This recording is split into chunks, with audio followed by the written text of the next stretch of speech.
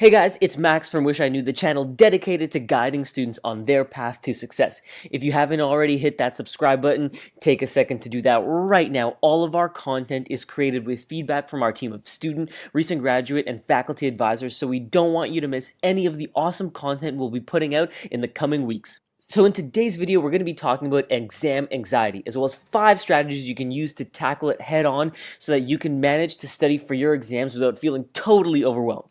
Now, before I jump into the tips I want to share with you all today, let's talk a little bit about student anxiety as a whole first. According to the Anxiety and Depression Association of America, approximately 42% of college students reported anxiety as their top health concern, with over 84% of students reporting that they had felt overwhelmed and anxious at some point in the past year. What I'm trying to get at with sharing this statistic is that there is no reason for you to feel that anxiety is an isolated problem that you're the only one facing. I remember when I was in my first year at university and had an upcoming calculus exam, for the entire 2 weeks leading up to that exam, I felt my mind going in circles, my stomach constantly churning, and I kept imagining that I would totally bomb my final exam and my whole life would be over. Well, funny enough, I did bomb that exam, failed the course, and yet here I am. My life didn't collapse, my parents didn't disown me, and I didn't end up being homeless selling bottle caps for spare change. This leads me into my first tip about tackling exam anxiety. In an ideal world, you want to do as much as you can to start studying and preparing early for any exams you might have. The more prepared you feel, the less anxious you'll likely feel. Now, that's in an ideal world. The reality is that this won't always be possible. In those cases, one important thing to do is to really put things in perspective and not let your cognitive distortions get the best of you. The biggest cognitive distortion you want to watch out for as a student in exam season is catastrophizing. This is pretty much what I was talking about earlier with my own personal experience, that if you believe if you fail an exam, that it'll be the end of the world and nothing in your life will be the same as you know it.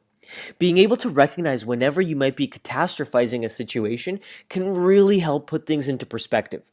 Ironically enough, sometimes what you might see as the end of the world could actually end up working out even better for you.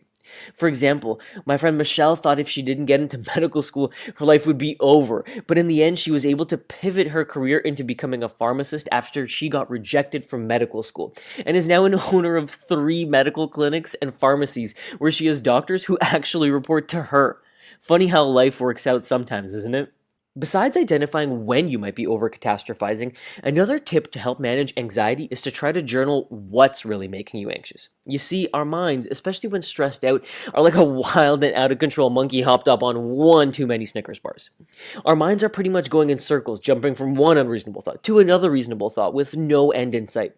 If you can find some time to just spend 15 minutes putting pen to paper every time you feel anxious, what you might discover is that what you believe are a million different thoughts making you anxious could really be summed up into 2 or 3 different thoughts that you just keep repeating over and over in your mind.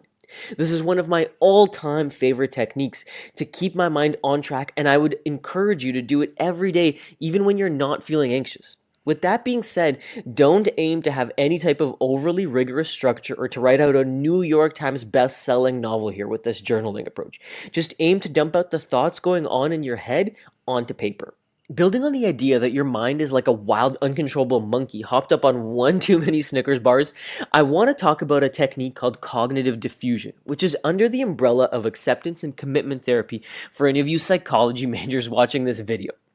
Under acceptance and commitment therapy, there is a fundamental belief that we are not our thoughts. Our thoughts are pretty much just a function of our evolutionary biology. What I mean by this is that when we were all cavemen, we needed to constantly be alert for any threats of danger. And so our thoughts helped us stay alert and be ready for any issues we might have potentially faced. Fast forward to today's day and age, we're no longer cavemen, and these thoughts that we could be in danger at any minute, so we need to be constantly alert, are no longer true or useful to us. But our mind is in many ways still too primitive to fully realize this. So as a result, we're now used to treating more everyday things such as final exams with the same anxious reaction. What I'm trying to get at with this point is that your mind telling you that your life will be over if you fail that upcoming exam is just your mind being overly cautious once again. So the next time you have such a thought, don't see it as a part of you. See it as just something your mind is inherently designed to do and recognize it as such. In fact, most counselors would even encourage you to label the thought and point it out every time it pops up in your head. So every time you think in your head, oh no, if I fail this upcoming exam, then my life will be over, take a step back and say, hey, that's just my caveman or cavewoman mind bouncing all over the place, overreacting and running in circles again. This way, you separate your conscious observing mind from your thoughts and see them for what they are. You are not your thoughts. Let me repeat that once again so it's loud and clear. You are not your thoughts. Another strategy to tackle your anxiety head on is to really put it into perspective. In Dr. Robert Lee, the former director of the American Institute for Cognitive Therapy's book, The Worry Cue, he suggests the approach of asking, what advice would you give to a friend facing a similar situation? This strategy can be super effective because it helps contextualize the worry and see it from a third-party perspective, as opposed to you being stuck in your own head and screaming doom and gloom. When it comes to an exam that you feel anxious about because you don't think you're fully prepared, flip the script around and imagine if a friend came to you with a similar concern. Would you be all panicked and screaming doom and gloom then? Chances are you probably wouldn't, because now you can see the situation from a third-party perspective and realize that it's really not the end of the world. Giving yourself this new perspective can be a surefire way to help address the exam anxiety anytime you feel it creeping up on you. The last and final technique I want to share with you in today's video on addressing exam anxiety is to focus on your breathing and practice meditation. The next time you feel super anxious, try out the same technique used by Navy SEALs in tense situations. It's called box breathing. This approach pretty much requires you to find a spot you feel comfortable in.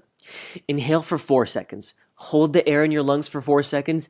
Exhale for 4 seconds, hold your lungs empty for 4 seconds, and pretty much continue repeating this process for at least 5 minutes. If box breathing doesn't feel like your thing, then you might also want to consider trying meditation using a free app like Insight Timer. Meditation is something I do on a daily basis, and I would highly recommend to anyone looking to just be more present and reduce overall anxiety. But I'll leave the details of this for another video to avoid overloading you all today. Okay, folks, so that's it for today. To summarize, the next time you feel exam anxiety, try one of the 5 techniques I just went through in this video. From recognizing you might be catastrophizing a situation, journaling when you feel anxious, practicing some cognitive diffusion, putting things into perspective as if you were advising a friend, or box breathing and meditation.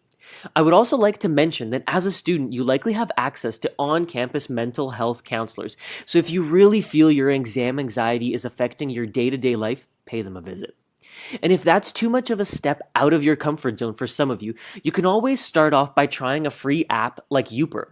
That's Youper, which is an AI-based mental health counseling app which has gotten tons of amazing reviews on the App Store and from mental health experts.